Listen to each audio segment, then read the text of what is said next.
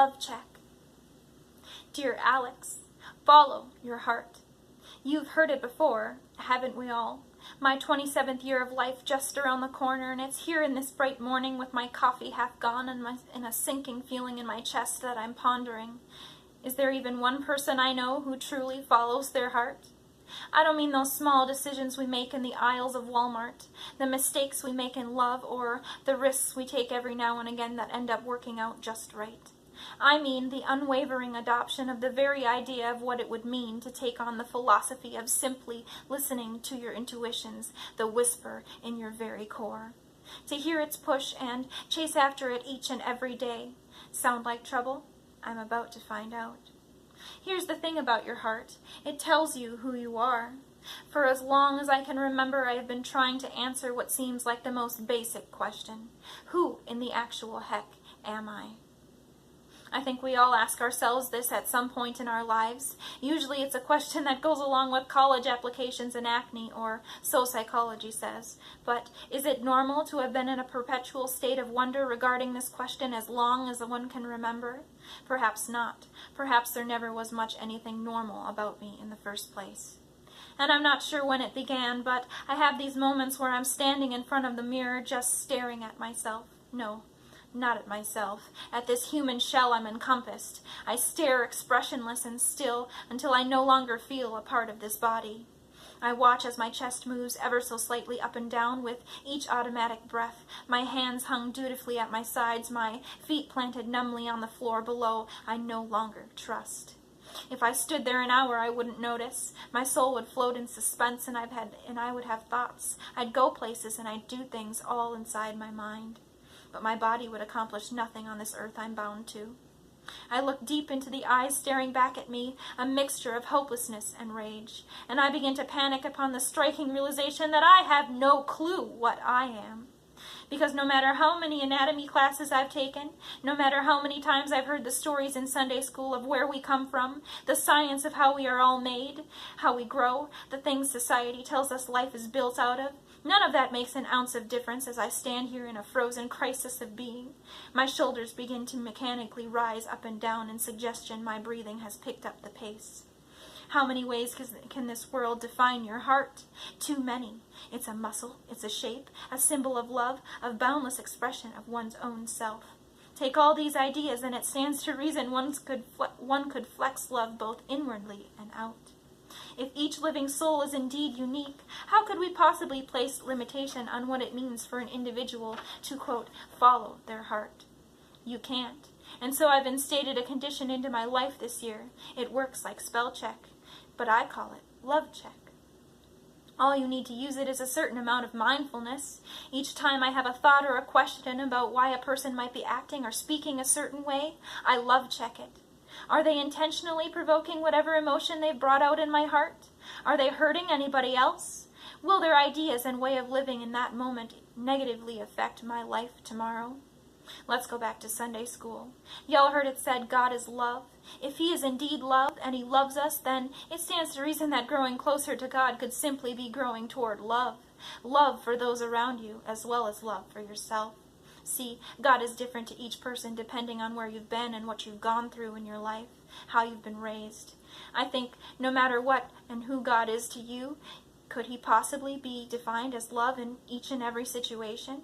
What if love wasn't something you sought to gain? What if love was something we could all work towards becoming?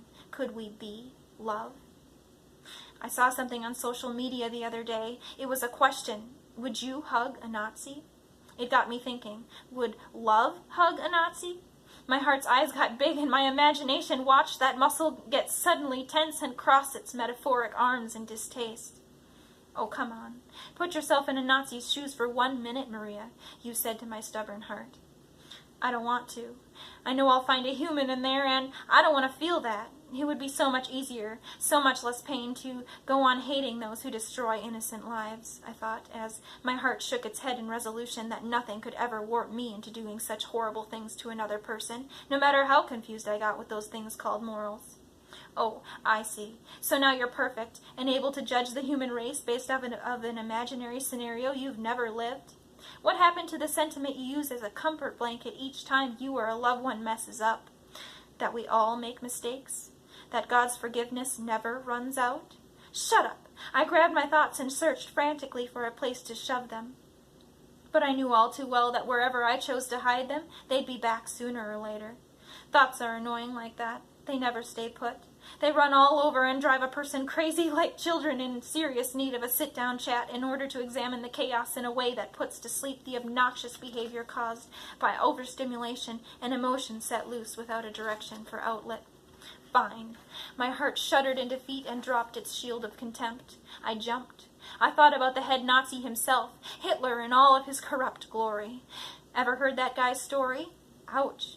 How does a person emanate love if they've got no reference to what it is? How can you show something to those around you if you don't first know what it looks like yourself? It may be possible, but you've first got to decide you're all right with being blind, and I don't know how many souls are brave enough to do that. Especially when you're so angry with the world that you wouldn't give another piece of yourself to it, even if you had whole buckets of them. Thing is, though, people like Hitler don't have buckets of pieces to give. They've been robbed of their pieces to a point where they're just protecting the worn, shredded ones they've managed to hang on to, if any. I wonder if Hitler knew who he was. Stop!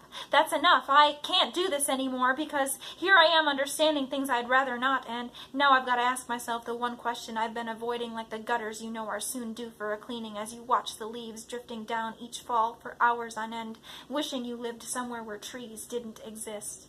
You love trees, Maria. Yes, Alex, I know. I don't like cleaning gutters. Just ask the question. What if all Hitler ever needed was a hug? A quote flashed inside my mind like a stray bolt of lightning, something experienced often enough to where I had grown accustomed to taking notice as though God himself were sending me a message. My ex-husband used to wear this stained-up old t-shirt. Printed on it was a picture of a gun with a rose stuck into the barrel, bringing with it the words, "Make love, not war." An expression coined in the 60s, forever stuck in America's historic hippie ideals, never forgotten. Is love powerful enough to fight a war? Hold up, that's way too big of a thought, and roses are not comparable to bullets. Or are they? I rolled my eyes at God. Are you serious right now? Just go with it, he seemed to say. So I humored him, because never does this guy ever not know what's up. If our weapons were love, perhaps I've got a double meaning for my love check mantra. Ha! My metaphoric buzz ignited. I remembered my favorite winter pastime.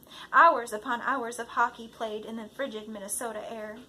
Growing up as a passionate tomboy, I was more than content to lace up my beat-up bowers, slipping into one of my many ripped-up hoodies, layered with 3 or 4 shirts beneath, because a winter coat was for the weak, obviously.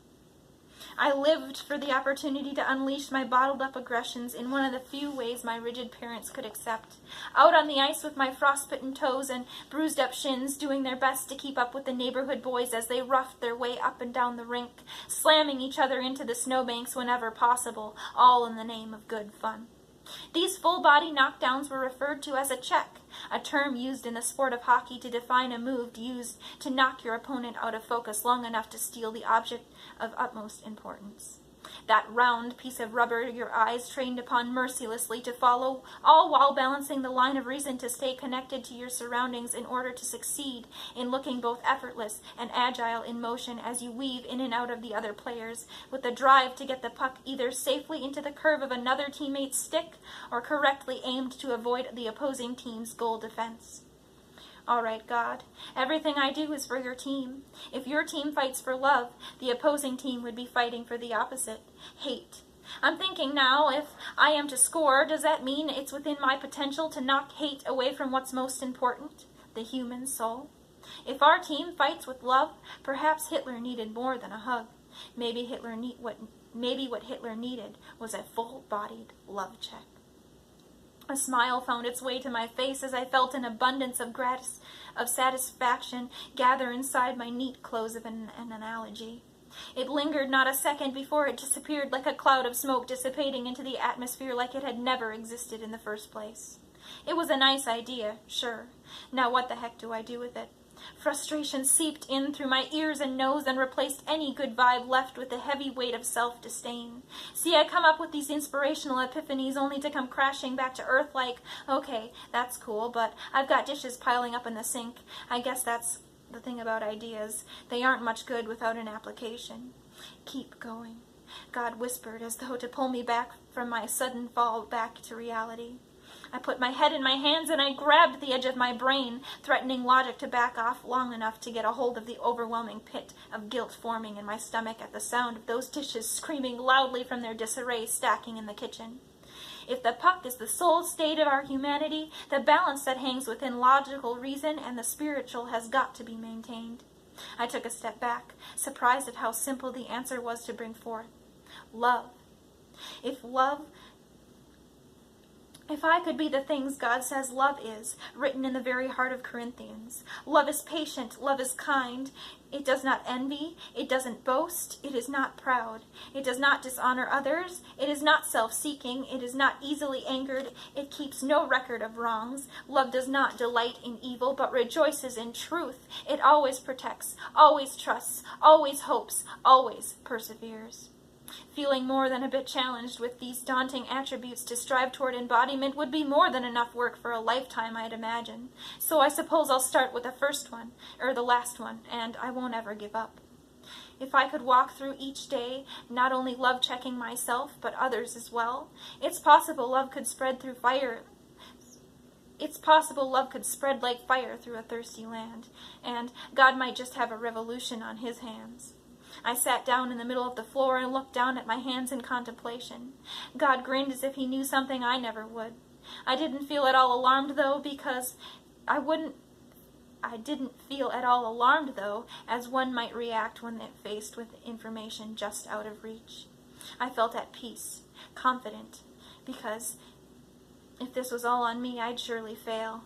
But I've got this guy helping me, guiding me like a puck at every angle of my existence. So he can have my soul. He can be my heart. I'll follow him. And I don't need to know it all. I've got trust, feet that move, arms that reach, and words that mean something. So let's do this, God. Shoot me towards your higher purpose. Move me. Use me. I'm ready.